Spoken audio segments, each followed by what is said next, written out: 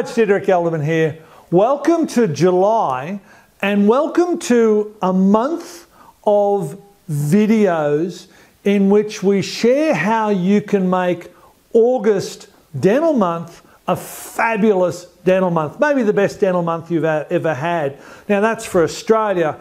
August is Pet Dental Health Month. In South Africa, it's, if I remember correctly, May. If it's the States, it's in February, if I remember correctly. So wherever you're watching, use these strategies and give yourself about 2 months leeway.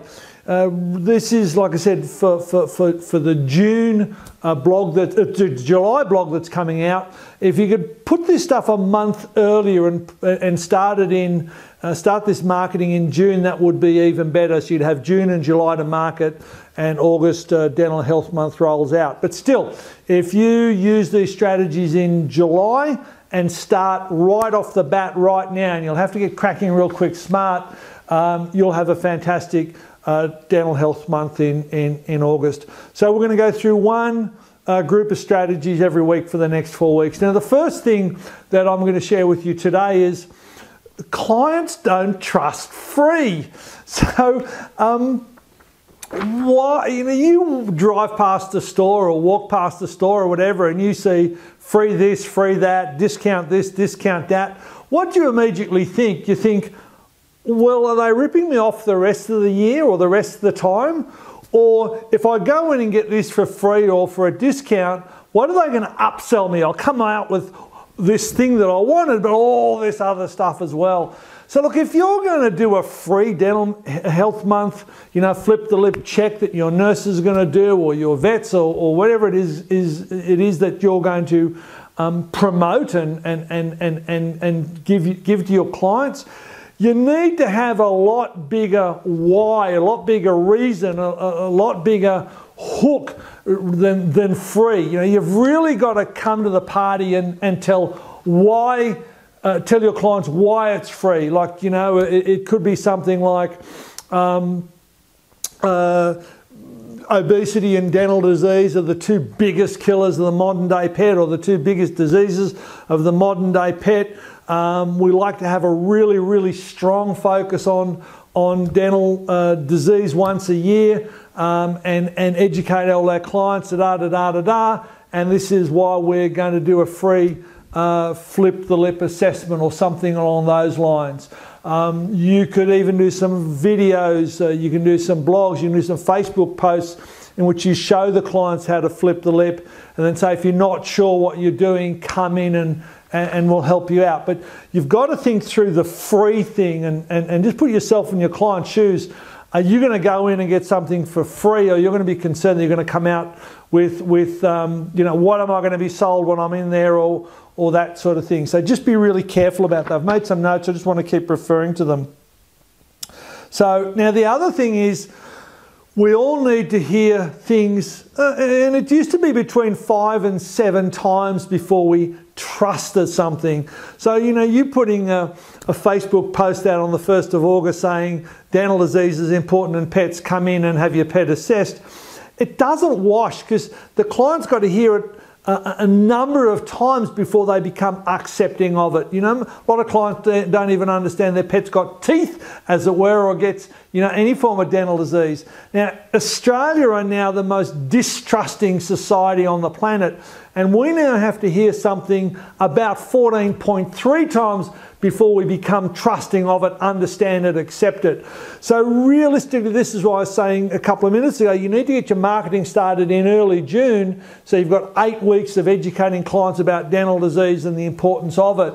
Now, just telling them once or twice is not going to cut the mustard. And it's the same in practice. If you talk to a client today about dental disease and the fact that their pet needs dental treatment, whatever that happens to be, and they say no, it just means that you haven't told them often enough yet, and you need to put a process in place. So in your marketing, in your Facebook stuff, in your blogs, in your in your emails, in any and all messaging that you do about dental disease for Dental Health Month, you've got to get at least 7 repetitions in before you start getting any traction. And like I said, in Australia now, for a client, and that includes you or me with other bits and pieces. So this is, all of us need to hear something multiple times. In Australia now, it's 14. Canada is still a very trusting country. It's between 7 and 9, and the States is up to 12 times. And this is because we're just bombarded with stuff on the internet all the time. We're inundated.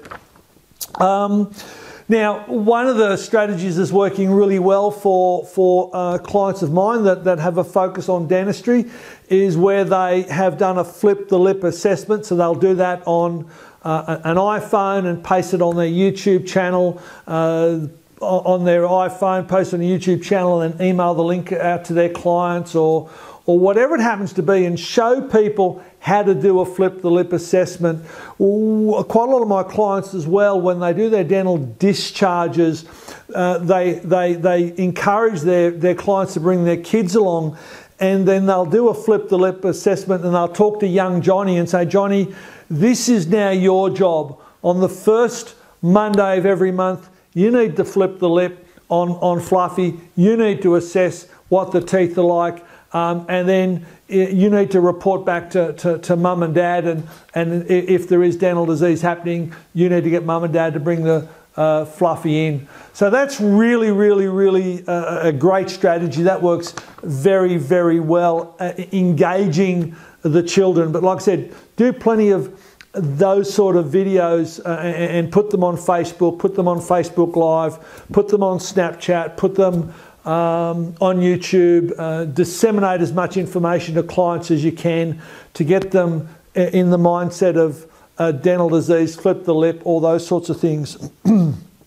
Now, my other question to you is, or a question I've got for you now is this: is it okay to do a dental procedure in Dental Health Month, whether that's, and I'm talking about a dental cleaning, you know, plus or minus extractions, whatever you want to call it.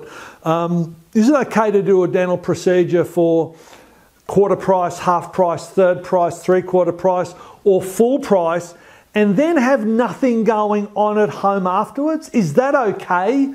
Because that's what I see happening in many practices. We'll do the Dental Health Month, we'll do a 50% off special, we'll be inundated, we'll have 90 dentals to do this month, whereas typically we only have 4 or 5, and those patients will go home and have no ongoing care at all. Now, should there be an aftercare process in place? Should they be coming back a week later to talk about home care and all those sorts of things?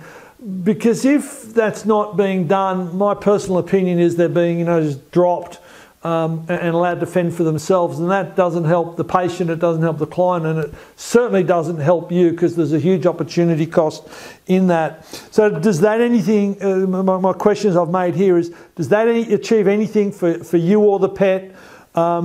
Does that actually create long-term compliance in the owner?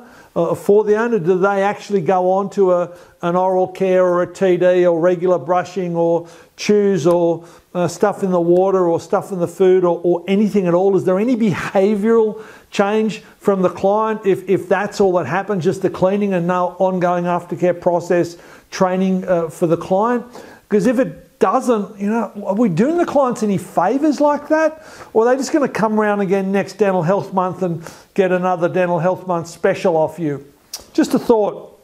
And if you're doing a 50%, you know, special in Dental Health Month, and this is the only thing that's happening, are you in fact making any money? Because you're going to be running around like crazy in August or whatever Pet Dental Health Month is for you.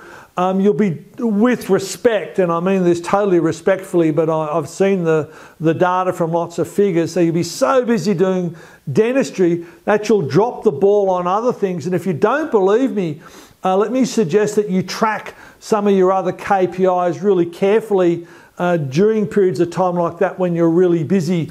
And I see that happen in tick season in practices, in flea season, etc, etc. And I certainly see it happen in Pet Dental Health Month, where dental income goes up hugely and the other income falls because You know, senior pets don't get a look in anymore.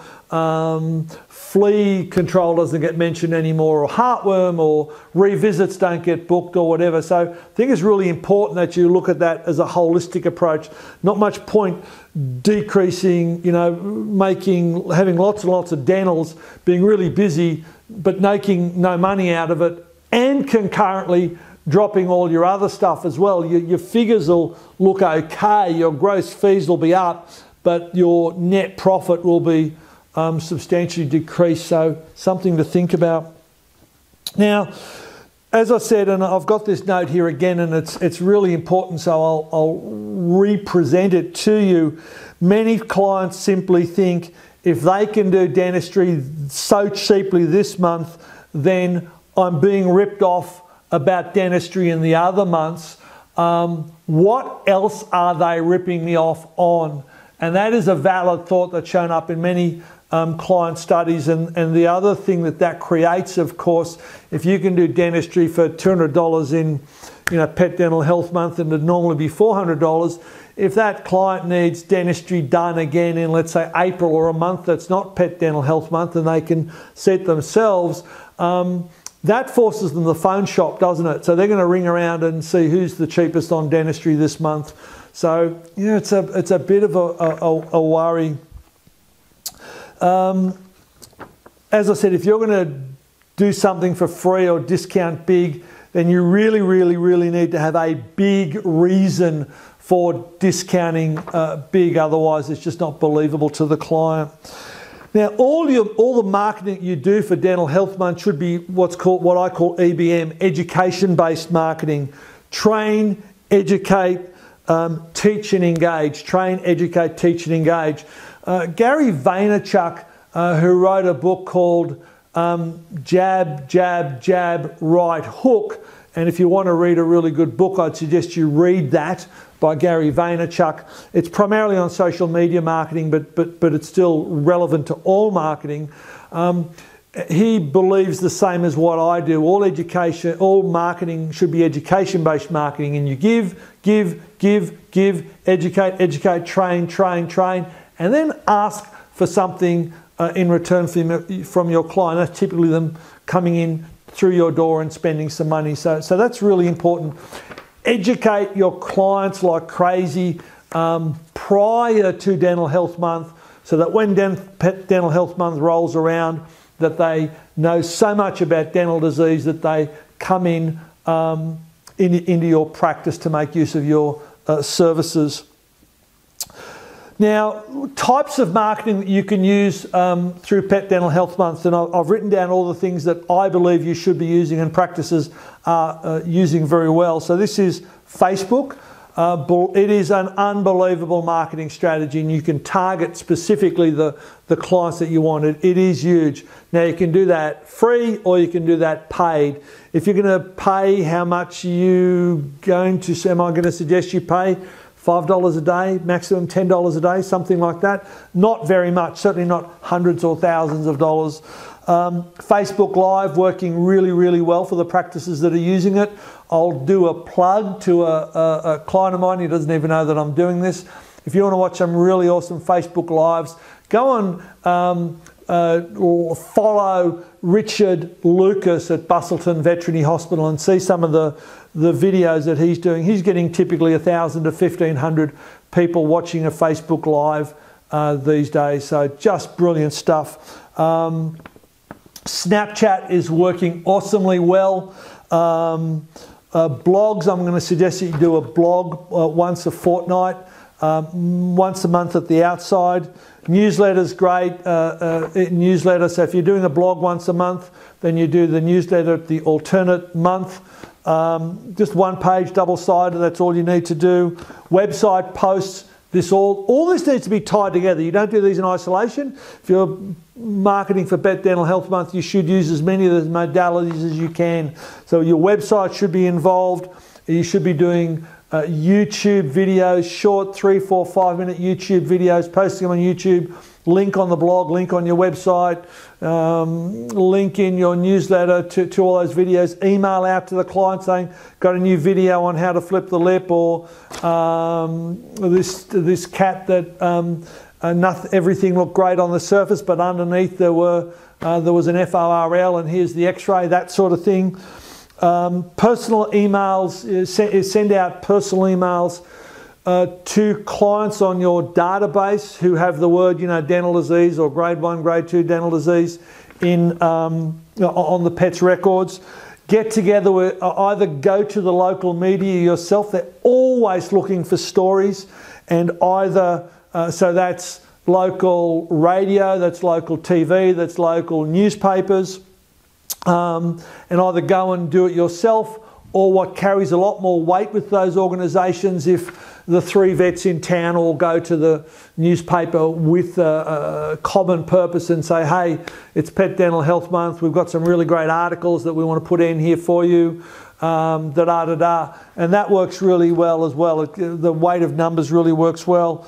So, and with newspapers and radio and TV, they don't want to hear about how good am I, we're the fantastic vet, we fixed this, or Pet Dental Health Month is really important because we're giving back to the community.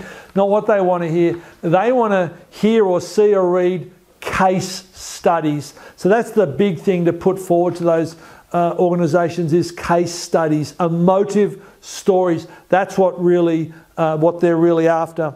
And as I said, make the pet and the client the hero, not you.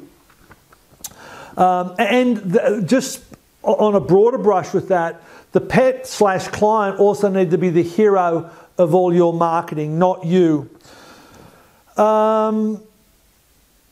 I talked about training your client to do a self-assessment of flip the lip. You can also train them with respect to proper diet, home care, all those sorts of things, really, really, really important. Some videos that work really well to share for clients, whether this is Facebook Live, YouTube, whatever it happens to be, before and after videos, because you're contrasting, the good, the bad and the ugly with the good, if that makes sense. So before and after contrast work really well. That contrast frame works really well. Remember your stories and all this sort of stuff you need to do, that you are doing, needs to be emotive and emotional. Get out of the logic brain set that we all have as vets. Get out of that logic. It's not what clients base decisions on. Clients base decisions on emotion and feelings, and that's what you need to put into those videos. Get out of that logic, right-sided brain. Get out of the Spock from Star Trek mentality, or the Bones from the Bone Show mentality. Get in that emotive storytelling mode. Now, 2 other things that I'll talk about, and that's enough for you for today. You need to have someone in charge of this whole process. Not having anyone in charge is as bad as having everyone in charge, if that sort of makes sense. Too many cooks spoil the broth. You need to have someone draw up a map of all your marketing and what you're going to do, who's going to do what, etc., etc. Plan it, put forethought into it, write it all down, and then be responsible for making sure that things happen as and when they need to. Without anyone in charge, this is going to fail.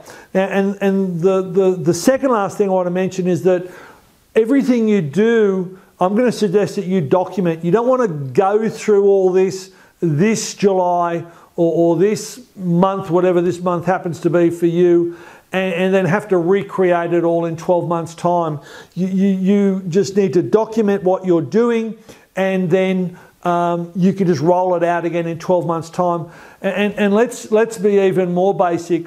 The clients next year are not going to remember if they saw a video from this year. So you can actually use this much of the same marketing collateral, totally unabridged and unaltered. You can use that next year, because the clients aren't going to remember what they saw this year, if that makes sense. Now, in the next video, we're going to talk about the next most important step, and that is training the team. Unless you've got the team trained and the whole team are on board and they all know what, you know, their place in the team and who's passing the ball to whom, this whole thing is just not going to work. So I'll catch you next week when we talk about training the team. Bye.